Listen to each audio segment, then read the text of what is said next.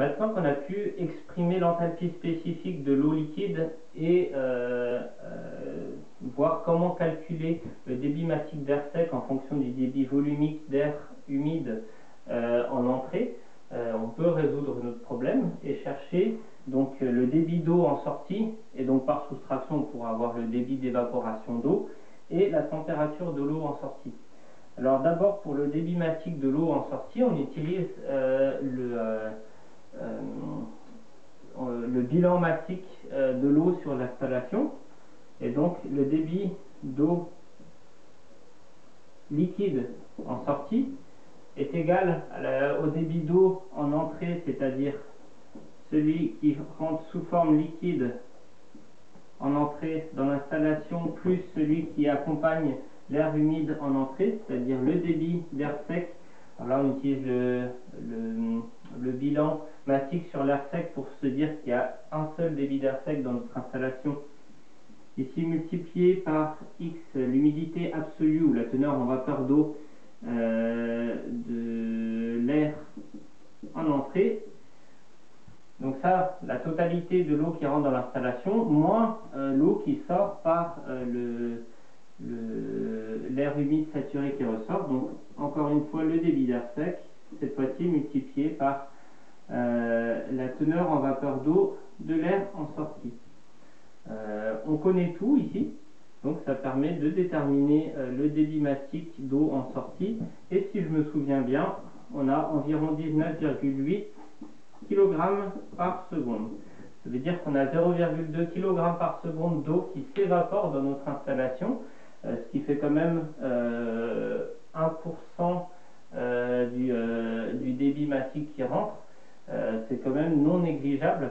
Alors ça veut dire qu'il faudra avoir de l'eau, alors ici de l'eau même sous bonne qualité, de bonne qualité, déionisée, pour pas qu'elle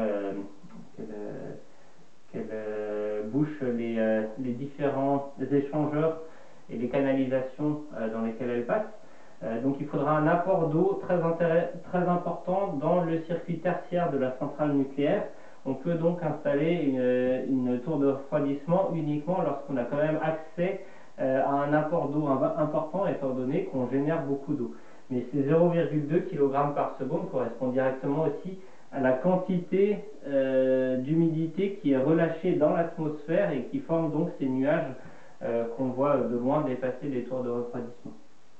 Une fois qu'on a déterminé ce débit massique d'eau en sortie, il suffit d'appliquer le bilan enthalpique pour pouvoir déterminer la température de l'eau en sortie.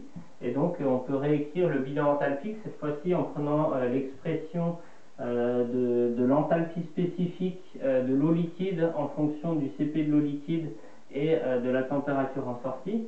Donc si je réécris ce bilan enthalpique, on a le débit d'eau en entrée multiplié par le CP de l'eau, alors liquide, multiplié par la température de l'eau en entrée plus le débit enthalpique qui rentre avec l'air en entrée, c'est-à-dire le débit massique d'air sec multiplié par l'enthalpie spécifique de l'air en entrée. Ceci qui est égal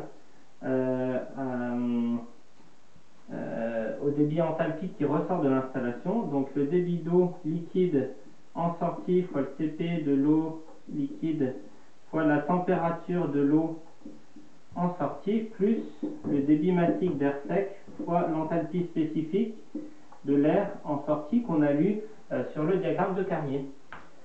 On a une équation avec une seule inconnue, celle qu'on recherche. L'inconnue, c'est la température de l'eau en sortie. Et donc, en faisant l'application numérique, on peut déterminer la température de l'eau en sortie et voir si notre installation est efficace. Je rappelle que l'objectif de la tour de refroidissement, c'est de refroidir ce débit d'eau. Donc, on s'attend donc à avoir une température d'eau en sortie significativement plus basse que celle qu'on avait en entrée.